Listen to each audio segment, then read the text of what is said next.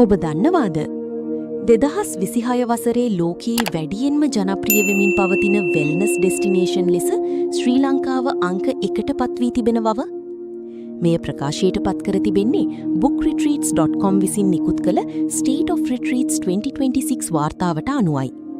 ඒ අනුව ශ්‍රී ලංකාව වෙත වෙල්නස් සංචාර සඳහා ඇති උනන්දුව පසුගිය වසරට සාපේක්ෂව 100%කින් වැඩි වී තිබෙනවා. ඉතින් ඇයි ලෝකයේම දැන් ශ්‍රී ලංකාව තෝරාගන්නේ? පළමු හේතුව තමයි වසර 2000කට වඩා පැරණි ආයුර්වේද වෛද්‍ය සම්ප්‍රදාය. ඊළඟට සංසුන් වෙරළ තීර, මීදුම් පිරුණු කඳුකරය, හරිත වනාන්තර සහ නිස්කලංක පරිසරය. ඒ වගේම යෝගා, භාවනා, ස්පා ප්‍රතිකාර සහ සෞඛ්‍ය සම්පන්න ආහාර රටාව සඳහාත් ශ්‍රී ලංකාව විශේෂයෙන් ප්‍රසිද්ධයි. වාර්තාවට අනුව අනිකුත් ප්‍රසිද්ධ රටවල් පවා අභිබවා ශ්‍රී ලංකාව මෙම ලයිස්තුවේ පළමු ස්ථානයට පැමිණ තිබෙනවා. මෙය සංචාරක කර්මාන්තයට පමණක් නොව අපේ රටේ ආර්ථිකයටත් විශාල ශක්තියක් වෙන්න පුළුවන්.